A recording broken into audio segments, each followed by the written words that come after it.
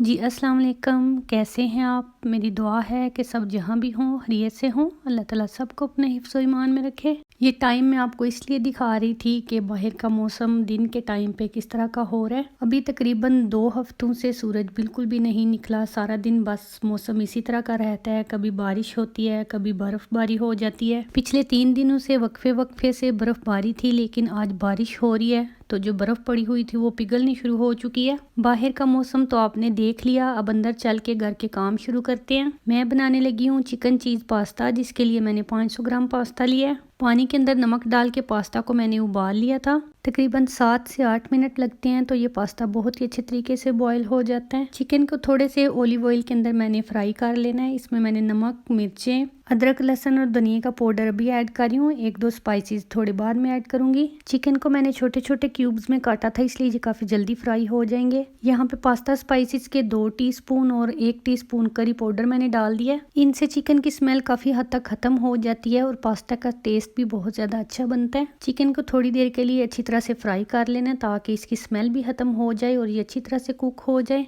8 से 10 मिनट के अंदर चिकन काफ़ी अच्छे से फ्राई हो जाता है। ये देखिए माशाल्लाह सुबहान अल्लाह, इन पपरिकास का कलर कितना ज़्यादा निखर के आया हुआ है। जब मैंने काटी थी तो उस टाइम पे ऐसे नहीं थी महसूस हो रही, लेकिन अभी वॉइस ओवर करते हुए जब मैं वीडियो को देख रही हूँ तो माशाल्लाह से इनका कलर बहुत ज़्यादा अच्छा लग रहा है। चिकन जब अच्छे से फ्राई हो चुका है तो इसके अंदर मैं ये वेजिटेबल्स ऐड कर रही हूँ। इन्हें इतना ज़्यादा कुक नहीं करना, जस्ट 2 से 3 मिनट इनको बस अलट पलट लेंगे तो उसके बाद ये काफ़ी जल्दी कुक हो जाती हैं। अभी इन्होंने ओवन में जाके भी बेक होना है। अगर पहले ही ज़्यादा पका देंगे तो फिर सब्जियों का कलर थोड़ा ख़राब हो जाता है। यहाँ पे मैं साथ साथ आपके कुछ क्वेश्चंस के आंसर्स दे देती हूँ। अपनी उन सिस्टर्स की एक फरमाइश तो मैं पूरी कर रही हूँ जिनको मेरी कुकिंग अच्छी लगती है और उन्हें चीज़ों की कंप्लीट रेसिपी चाहिए होती है। मुझे नहीं लगता कि मैं कुछ स्पेशल तरीके से कुक करती हूँ, लेकिन आपको पसंद आती है तो इसमें आप सबकी मेहरबानी, ये आपका प्यार है, आपकी मोहब्बत है और उसी मोहब्बत को सामने रख के मैंने काफ़ी ज़्यादा लंबी वीडियो बनाई है। वरना मेरा तो यही दिल होता है कि छोटे छोटे से क्लिप्स ले लिए जाएं तो काफ़ी हैं। दूसरी फरमाइश थी कि मैं ज़्यादा वीडियोस डाला करूं और तकरीबन हर रोज़ ही डाला करूं। मुझे नहीं लगता कि इस पे मैं 100% अमल कर पाऊंगी, लेकिन इंशाल्लाह आपकी फरमाइश पूरी करने के लिए मैं काफ़ी ज़्यादा कोशिश करूँगी कि जितनी ज़्यादा हो सके अच्छी अच्छी सी वीडियोज़ डालने की कोशिश करूँ। जितना आप लोग मेरी वीडियोज़ देख के खुश होते हैं उतना ही ज़्यादा मैं इस बात से खुश होती हूँ कि आप मेरी वीडियोज़ को पसंद करते हैं, इतने अच्छे अच्छे कमेंट्स करते हैं। यहाँ पे पास्ता के अंदर मैंने चिकन और वेजिटेबल्स डाल के क्रीम डाल दी थी और सब चीज़ों को अच्छी तरह से मिक्स करके ऊपर चीज़ स्प्रेड कर दिया था और उसके ऊपर डाल दिया था पिज़्ज़ा के स्पाइसेस। आपके पास अगर ओरिगानो वगैरह हो तो वो भी डाल सकते हैं। फिर ओवन में मैंने इसको 20 मिनट तक बेक कर लिया था और उसके बाद माशाल्लाह से बहुत ही अच्छे तरीके से ये बेक हो गया। ये मेरे बच्चों को माशाल्लाह से काफ़ी ज़्यादा पसंद है। जो ही उन्हें पता चला कि मैंने ओवन से निकाला है तो बस भागते हुए आगे कि मामा अभी डाल दें। मैंने बोला कि अभी बहुत ज़्यादा गर्म है, थोड़ा सा ठंडा हो लेने दें, तो कहने लगे नहीं बस आप डाल दें, ठंडा हो जाएगा। और तीसरा ये कि अपनी अम्मी की कंडीशन के बारे में आपको बताती रहूं। सच तो ये है कि आपके कहने के बगैर ही मैंने बताते रहना था, लेकिन यकीन माने कि जब भी मैं इस टॉपिक को शुरू करती थी तो मुझसे वॉइस ओवर हो ही नहीं सकता था। आज भी बहुत ज़्यादा कोशिश करके काफ़ी ज़्यादा ट्राई करने के बाद मैं ये थोड़ी सी वॉइस ओवर कर रही हूँ। बस ये टॉपिक मेरे लिए इतना सेंसिटिव था कि जब भी मैं बात शुरू करने लगती थी तो मैं रोने बैठ जाती थी। फिर मेरा दिल बिल्कुल भी नहीं था चाहता कि मैं रोने धोने वाली वीडियोस डाल के आप लोगों को भी उदास करती रहूं। ज़िंदगी के इस बहुत बड़े हादसे और बहुत मुश्किल वक्त से मैंने यही सीखा है कि अल्लाह पाक की रहमतें अपने हक में हमें हर वक्त मांगते रहना चाहिए। ज़िंदगी में कभी कभी कुछ पल ऐसे आ जाते हैं जब हमें महसूस होता है कि हमारे पाँव के नीचे ज़मीन नहीं रही और सर के ऊपर आसमान नहीं। हम गुनाहगार लोग उस टाइम ये शायद भूल जाते हैं कि अल्लाह ताला की रहमत तो हर वक्त हमारे साथ होती है। जब मुझे अम्मी के बीमार होने का पता चला था तो सबसे पहले मेरी आवाज़ बिल्कुल बंद हो गई थी। यकीन करें कि मुझसे बोला नहीं था जा रहा। मेरी सारी एनर्जी ऐसे लगता था जैसे पकड़ के खींच के किसी ने मेरे जिस्म से निकाल दिया। मेरे हस्बैंड कोई बात करते थे तो मुझसे बिल्कुल भी नहीं था बोला जाता, बस मैं हूँ हाँ करके उन्हें जवाब देती थी। उसकी वजह यही थी कि मेरी अम्मी पाकिस्तान में बिल्कुल मेरी सिस्टर के साथ अकेली होती थी और मेरी सिस्टर बेचारी तो ना खुद चल फिर सकती है ना बोल सकती है, तो उसने माँ को क्या देखना था। सबसे ज़्यादा उदास बस मुझे इसी बात ने किया कि जब अम्मी बीमार हुई थी तो उनके पास कोई भी नहीं था। वो अपने मेन डोर की एंट्रेंस में गिरी हुई थी और उनके हाथ में चाबी थी। शायद उन्होंने अपना दरवाज़ा खोलने की कोशिश की थी लेकिन उनसे नहीं खुल सका। सुबह 8-9 बजे के दरमियान में अम्मी के पास काम करने वाली माई आती थी। जब वो आई तो उन्होंने दरवाज़ा नॉक किया और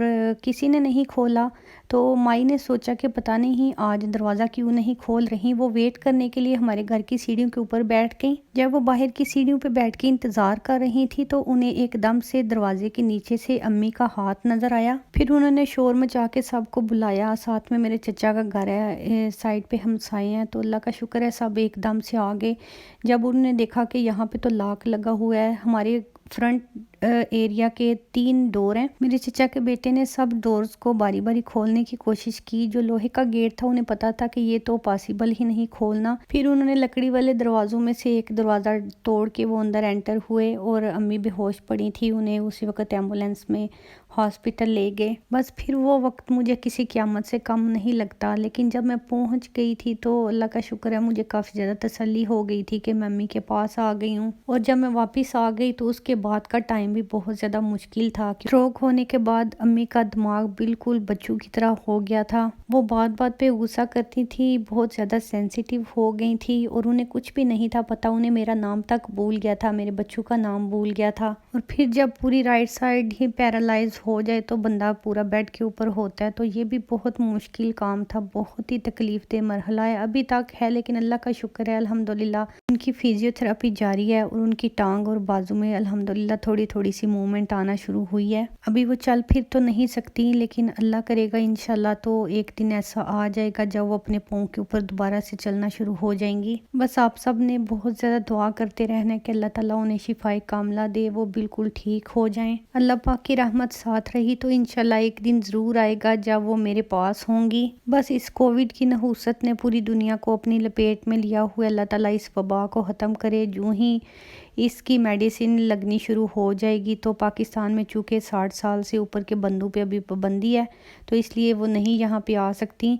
उनको मेडिसिन लग जाएगी तो फिर इंशाल्लाह बहुत जल्द वो हमारे पास आ जाएंगी। बस आप सब ने दुआ करते रहना है कि वो वक्त बहुत जल्द आ जाए। अब अल्लाह का शुक्र है कि अम्मी का ज़हनी तवाज़ुन काफ़ी ज़्यादा हद तक ठीक हो गया है। तकरीबन कह ले कि 80% तक माशाल्लाह से वो ज़हनी लिहाज से नॉर्मल हो चुकी हैं। लेकिन जो रह गया है वो भी इंशाल्लाह बहुत जल्द ठीक हो जाएगा। यहाँ पे दिन के लिए मैंने पास्ता बनाया था। रात को बस थोड़ा लाइट खाने का दिल चाह रहा था, इसलिए मैंने मटर के चावल बना लिए थे जो हमने रायते के साथ खाए थे। यहाँ पे मैं अगले दिन के लिए फ़िश बना रही हूँ क्योंकि फ़िश काफ़ी दिनों से फ्रीज़र में रखी थी। खाना खाने के बाद मैं थोड़ा सो गई थी तो इस टाइम पे नींद नहीं थी आ रही। रात के तकरीबन 10:30-11 बज रहे हैं। आजकल रूटीन इतनी उल्ट पुल्ट हुई हुई है। मैं तकरीबन कह लें कि पाकिस्तान के टाइम पे सोने की कोशिश करती हूँ। वैसे कभी कभी लेट भी हो जाती हूँ क्योंकि बच्चों के काम होते हैं। हमारा और पाकिस्तान का आजकल 4 घंटे का फ़र्क है। मुझे सुबह 4 बजे उठना पड़ता है क्योंकि पाकिस्तान में सुबह 8 बज चुके होते हैं। अम्मी तो 6:30-7 बजे उठ जाती थी और उठ के वो वेट करती रहती हैं कि कब मैं उन्हें कॉल करूँगी। अभी बस तकरीबन 1 हफ़्ता हुआ है जब से उन्हें ये समझ आनी शुरू हुई है कि हमारा और उनके टाइम का तो काफ़ी ज़्यादा फ़र्क है। अब वो मुझे बोलती हैं कि इतनी सुबह क्यों उठ जाती हो। जब वो माशाल्लाह से नॉर्मल थी तो मैंने आपको बताया था ना कि अगर मैं 2 दिन भी कॉल ना कर सकूँ तो वो मुझे नहीं थी करती। और मैं बोलती थी मैं नहीं कर सकी तो कम अज़ कम आप ही कर लेती। तो कहती थी कि आप बच्चों के साथ बिजी होगी, मैं आपको डिस्टर्ब नहीं करना चाहती। यहाँ पे मैंने कल के लिए सालन भी बना लिया तो आटा भी गूंद के फ्रिज में रख दूँगी। अभी काफ़ी ज़्यादा लेट नाइट हो चुकी है, तकरीबन 11:30-12 का टाइम हो रहा है।